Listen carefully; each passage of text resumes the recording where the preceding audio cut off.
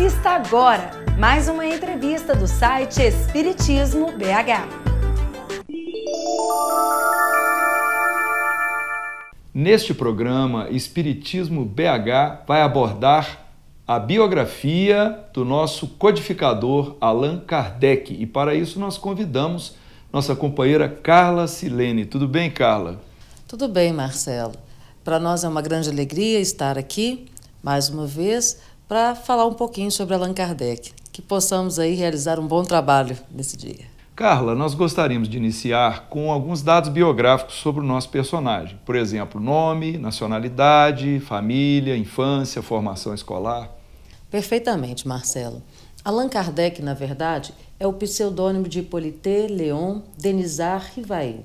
Ele nasceu na França, na cidade de Lyon, e tem uma descendência em família de magistrados. Então, é possível a gente observar que, desde o início, o pai de Allan Kardec cuidou muito da educação, primou muito pela educação de Allan Kardec. Ele se casou com Amélie Gabrielle e sempre se destacou nos estudos. É interessante a gente observar também a data, não é verdade, de nascimento. Ele nasceu em 3 de outubro do ano de 1804. E quanto à vida acadêmica de Allan Kardec, a sua formação, experiências profissionais? Bom, Marcelo, como nós dissemos, inicialmente quem cuidou da educação de Allan Kardec foi seu pai. Posteriormente, ele foi encaminhado para os estudos secundários para a Suíça. E foi onde ele teve a oportunidade de ser educado por nada mais, nada menos do que Pestalozzi, em Yverdon. E Pestalozzi sempre viajava, era necessário que ele viajasse para divulgar, fazer a divulgação de todo o trabalho que ele tinha voltado para a educação. E então ele designou que Kardec fosse o seu substituto. Muitas vezes era ele que ministrava as aulas na ausência de Pestalozzi. É interessante a gente observar também que Kardec cuidava de auxiliar os colegas que tinham mais dificuldade ali de compreensão, do entendimento. Ele estava sempre disposto, dizem que era muito amoroso e compreensivo em ajudar os colegas a desenvolver os estudos. Ele se forma em letras e ciências, mas era fluente em várias línguas. E isso também é um destaque na sua construção, em todo o trabalho que ele realizou. O Kardec ele publicou vários livros voltados à questão educacional, falando sobre pedagogia, livros que trouxeram para ele uma realização pessoal muito grande, dada a paixão que ele tinha pela educação. A vida profissional dele, ele sofreu ali alguns reveses, digamos assim. Num primeiro momento, ele cuidou de fundar um liceu e tinha por sócio um tio. Mas esse tio, por má administração, acabou por levar à ruína este liceu.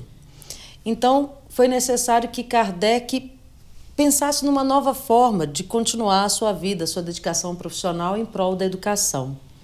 Daí, ele passa a trabalhar como contador e como escritor de livros didáticos. No primeiro momento, enfrentou alguma dificuldade para restabelecer a sua condição, o seu status quo ante, e tendo sido perseverante com a escritura dos livros, ele conseguiu posteriormente se restabelecer totalmente e se dedicar de fato, de corpo e alma, ao trabalho em prol da educação. Ele era conhecedor também da astronomia, do magnetismo, que naquela época já era um estudo que vinha crescendo, e então ele pôde se dedicar integralmente aos estudos e à divulgação também deste trabalho junto à comunidade ali de Lyon. Carla, você mencionou obras que ele havia escrito, seriam obras ainda não espíritas, vamos dizer assim. Você poderia explorar um pouco mais esse assunto? Sim, Marcelo. A notícia que nós temos é que estas obras eram obras de cunho didático. Eram obras destinadas a auxílio para a compreensão da anatomia, da astronomia, obras voltadas também às questões educacionais, e não obras de cunho, digamos, já voltados à doutrina. Ele ainda não havia conhecido essa experiência nesse primeiro momento. É interessante observar, Marcelo, que ele chegou, inclusive, a receber um prêmio em 1831 da Academia Nacional de Arras por uma obra voltada à pedagogia. E outro ponto interessante é que a esposa de Allan Kardec também era muito dedicada aos estudos, era uma pessoa muito culta, muito inteligente, e por diversas vezes esteve ali o apoiando na desenvoltura dos trabalhos que ele se dedicava em prol da educação. Carla, como que iniciou a sua experiência na observação de fenômenos que mais tarde seriam considerados espíritas? Ou seja, que contexto intelectual e cultural reinava na França nessa época? Bom, Marcelo, nós estamos em pleno século XIX. Um século onde nós temos a chamada hipertrofia do senso crítico do ser humano. Um século onde tudo se questionava, onde nós temos a filosofia trazendo uma contribuição muito grande. E um momento muito curioso em que as elites eram fortemente impregnadas da ideia do positivismo de Augusto Comte e do chamado evolucionismo. Por que é importante nós nos situarmos quanto a isso? Porque isto vai interferir nessa primeira observação de Kardec em relação ao fenômeno chamado fenômeno espírita. De que modo? As pessoas que tinham essa ideia do positivismo, do evolucionismo, atribuíam que tudo aquilo que não fosse possível de ser observado era da metafísica. E havia um menosprezo por tudo aquilo que era metafísico, se podemos dizer assim, de um modo geral, né? Sendo bastante generalista, mas a ideia era esta. E então, num primeiro momento, Kardec ouviu falar sobre essa movimentação e ficou distante, até que ele foi convidado a participar de uma dessas reuniões. E aí é interessante, porque apesar deles ter todo um conhecimento filosófico, intelectual, toda uma formação diferenciada, cartesiana, é interessante a gente observar que ele foi de espírito aberto, né? Porque muitas vezes é comum essa dificuldade de se abrir para o que há de novo. Seria um preconceito, né? Um certo preconceito. E Kardec não teve esse problema. Ele se mostrou muito aberto à nova ideia e levou para lá o seu senso crítico, o seu ar observador. Então ele participou dessas reuniões e começou a observar. Que idade o Kardec tinha nessa época? Nesta época, Marcelo, Kardec já contava com 50 anos. Nós estamos falando em torno do ano de 1854 a 1855. Então, Marcelo, como que se formou esse conhecimento de Kardec? Por volta do ano de 1855, ele sempre com esse espírito curioso, observador, passou a frequentar as reuniões e ali algo o intrigou. Ele observava uma movimentação e ele queria entender o que estava por trás daquilo. Como que se processavam as chamadas comunicações? Muitas vezes elas aconteciam por batidas, por pancadas em mesas, ou muitas vezes também a chamada cesta peão, que era onde as perguntas e respostas eram feitas aos espíritos daquela época que se comunicavam ali, mas que ainda não tinha ideia de que eram espíritos, e se tentava entender o fenômeno que estava acontecendo. O que era observado por Kardec num primeiro momento, aquela observação preliminar de quem está procurando entender o fenômeno?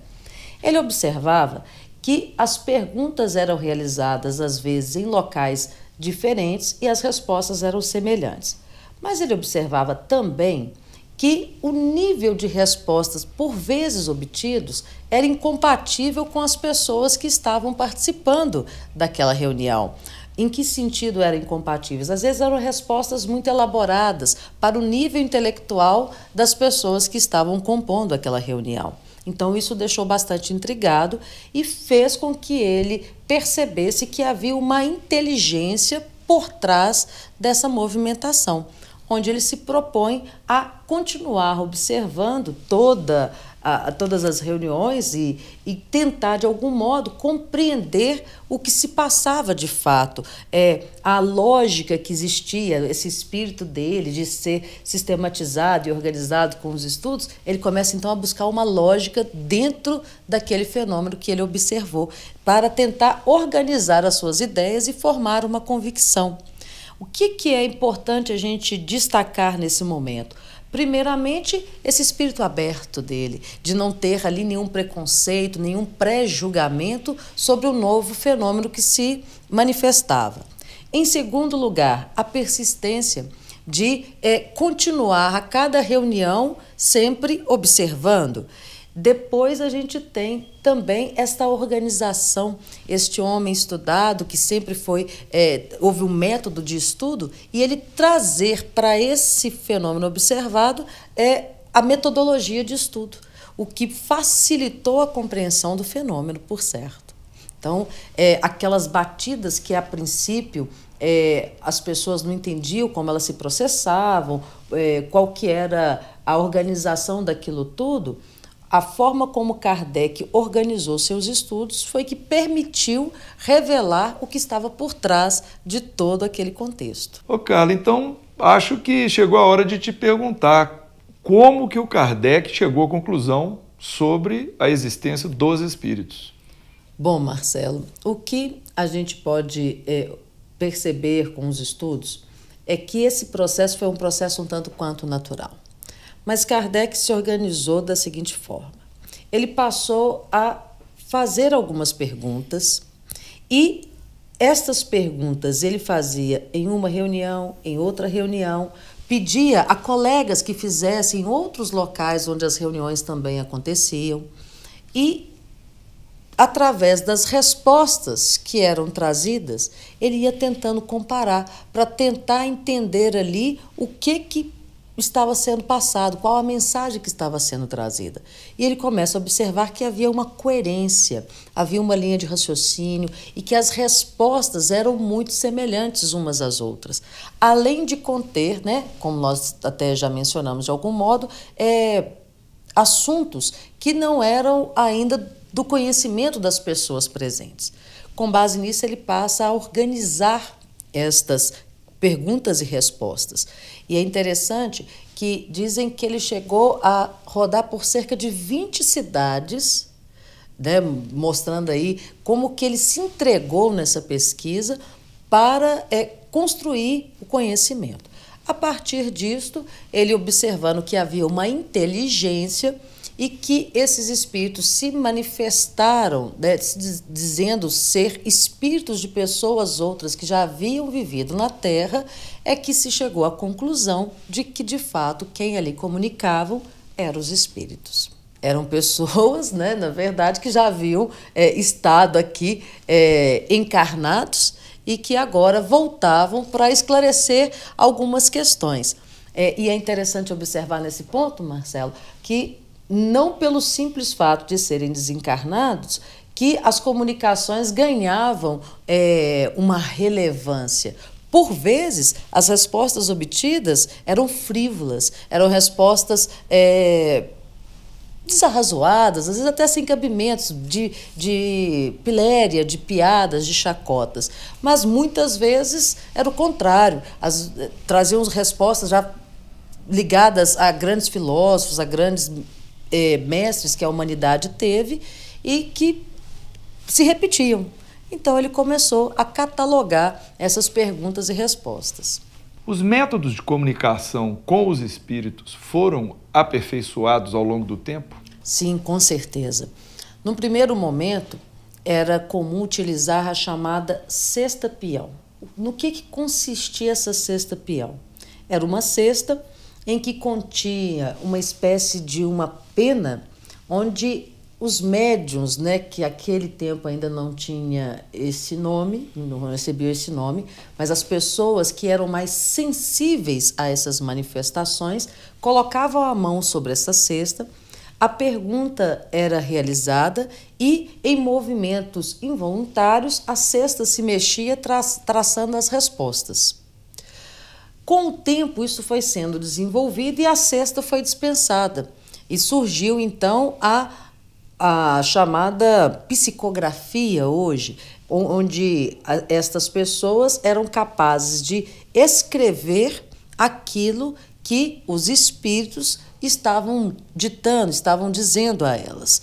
E aí a gente tem o que hoje nós conhecemos pela psicografia, lá numa forma ainda um tanto quanto rudimentar, mas que já trazia o esboço do que nós viríamos a observar hoje. É interessante nesse momento que haviam duas médiuns com quem Allan Kardec mais trabalhavam. Eram duas irmãs, Julie e Caroline, uma de 14 e outra de 16 anos.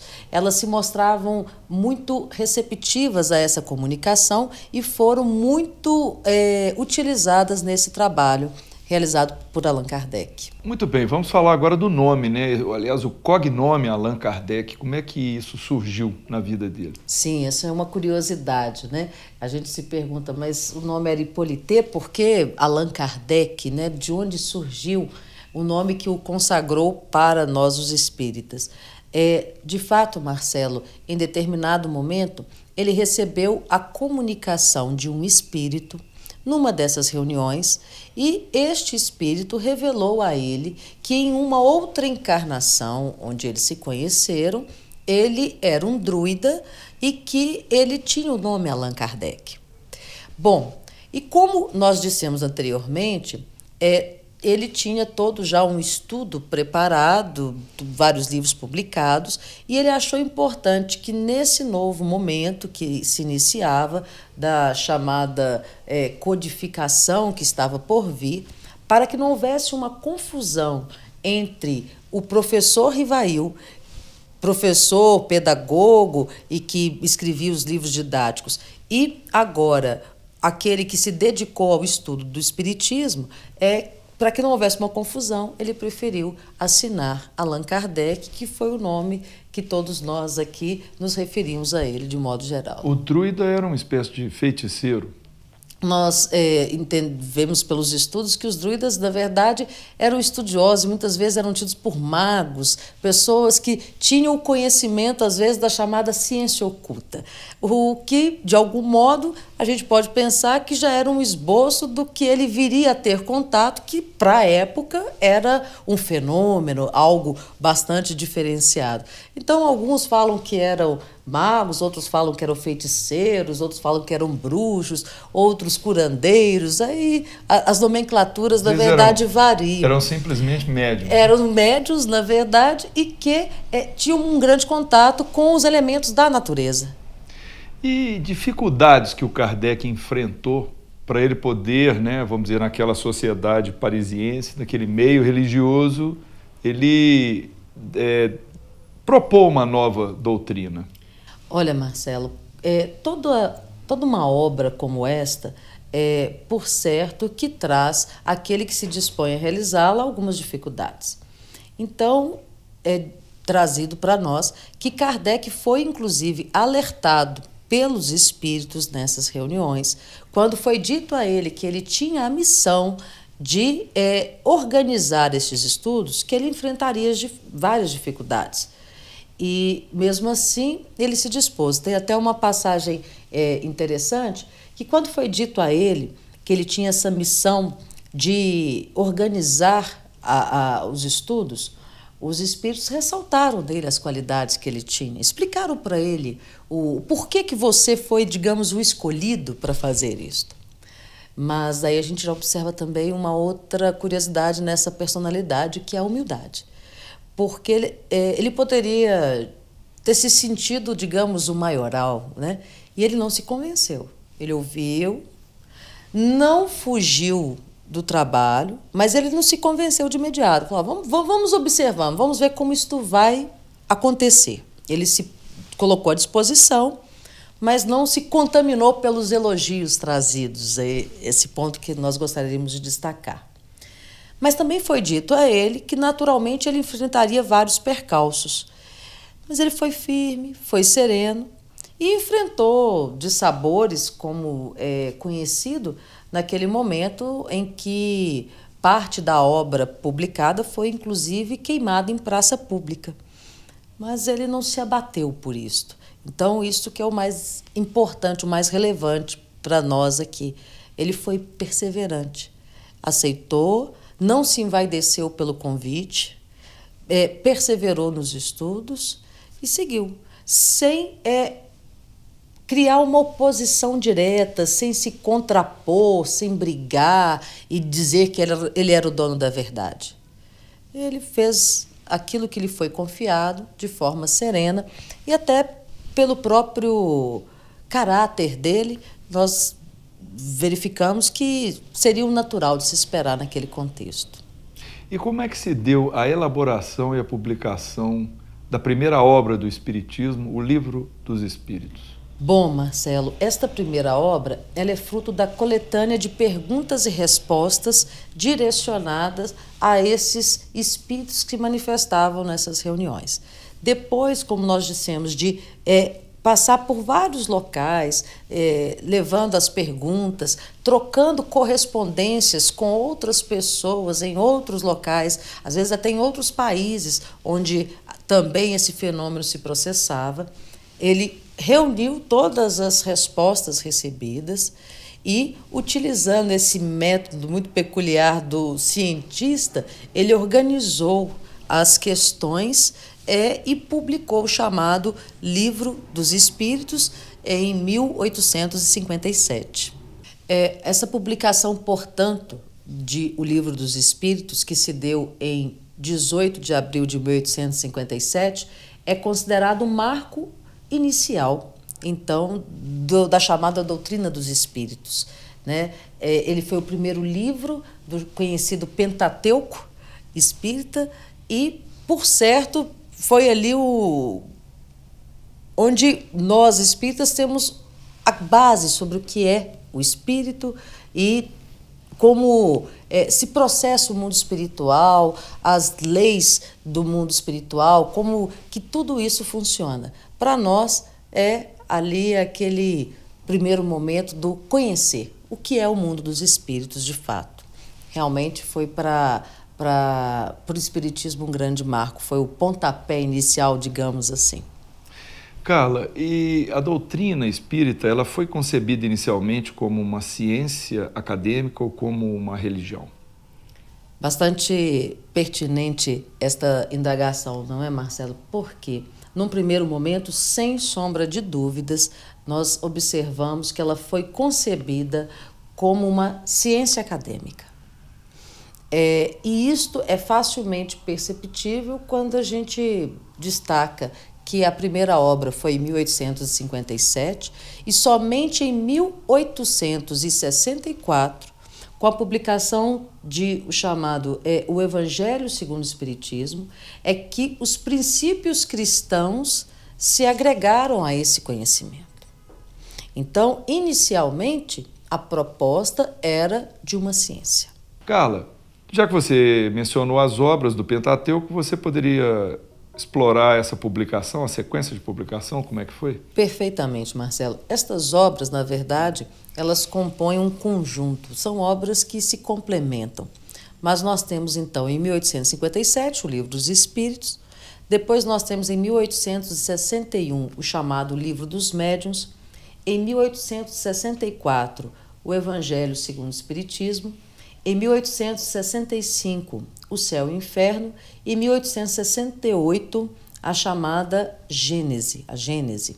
Estas obras, Marcelo, elas fecham, complementam o que nós conhecemos pelo Pentateuco.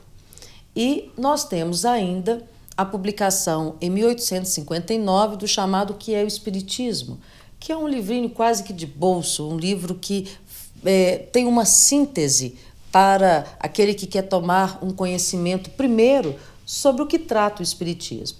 E temos também uma publicação muito relevante para aqueles que se propõem a estudar o Espiritismo, que é a Revista Espírita, que se iniciou em 1858, composta de 12 volumes, e foi até 1869, que foi o ano em que Kardec desencarnou. Já que você mencionou o desencarne de Kardec, como é que isso aconteceu? O desencarne de Kardec, Marcelo, se deu em 31 de março de 1869. Ele contava, então, 65 anos de idade. É interessante nós observarmos que aquela comunidade se ressentiu da ausência daquele que deixou essa obra maravilhosa e várias homenagens foram prestadas a Allan Kardec. É notório, inclusive, o discurso de um dos seus colaboradores, Camille Flammarion, que foi realizado no túmulo onde se encontram os restos mortais de Kardec. Também é interessante nós observarmos que desses estudos que ele havia deixado, alguns não foram publicados. Então, em 1890, organizou-se uma obra, hoje conhecida por Obras Póstumas, que contém vários desses escritos e que ainda eram inéditos. Outra observação a respeito do desencarne dele diz respeito a que se tornou um ponto turístico o túmulo onde ele se encontra. É um cemitério em Paris, e neste cemitério as pessoas vão até lá. É um cemitério onde o túmulo dele está muito bem cuidado, noticiam que sempre florido, e que os guias, por vezes, quando lá passam, se referem para os turistas dizendo: aqui estão os restos daquele que dizem que a vida continua além túmulo. O cemitério é o Père Lachaise, e inclusive tem um site muito interessante sobre esse cemitério, onde você pode visitá-lo como se estivesse andando lá pelas ruelas, e a gente consegue chegar lá no túmulo do Kardec por essas indicações. É muito interessante. Muito bem, então, para a gente encerrar, Carla, quais você considera foram as principais virtudes percebidas na personalidade do codificador do Espiritismo? É interessante, né, Marcelo, a gente destacar alguns pontos que, por certo, servem de referência para todos nós que nos propomos a conhecer um pouco do Espiritismo e a praticar o Espiritismo. O primeiro ponto que nós gostaríamos de destacar era que Kardec era um estudioso. Ou seja, nós hoje somos carentes dessa ânsia pelos estudos. Nós temos muitas informações, mas às vezes informações não solidificadas, não sedimentadas. E Kardec foi primoroso nisto. Ele sempre se dedicou com método para realizar os estudos, com organização, com tempo, e isto, por certo, facilitou toda a obra que ele se propôs a ajudar e a construir na missão que lhe foi confiada. Uma outra virtude que nos chama muita atenção é a perseverança. Nós somos sempre alertados da necessidade de sermos perseverantes nessa proposta nossa de crescimento espiritual. E Kardec cumpriu isso muito bem. Por quê? Seria muito fácil para ele desanimar logo nos primeiros tropeços, nas primeiras dificuldades, ou mesmo se ele tivesse deixado de lado naquela primeira reunião e isso aqui não é nada, isso não é fruto de nada, é fruto da imaginação, isso aqui é charlatanismo. Mas ele foi perseverante. Ele observou o fenômeno e voltou ali várias vezes até entender o que de fato acontecia.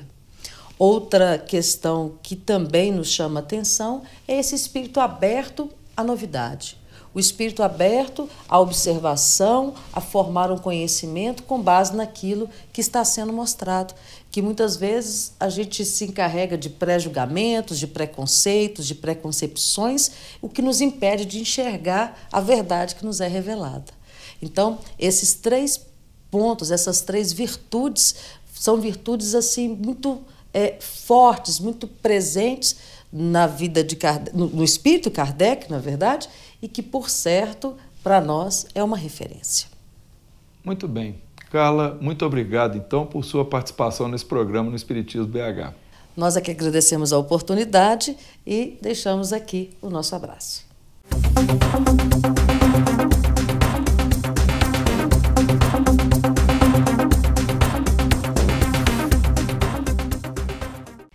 Esperamos que você tenha gostado dessa entrevista. Deixe a sua opinião em nosso site.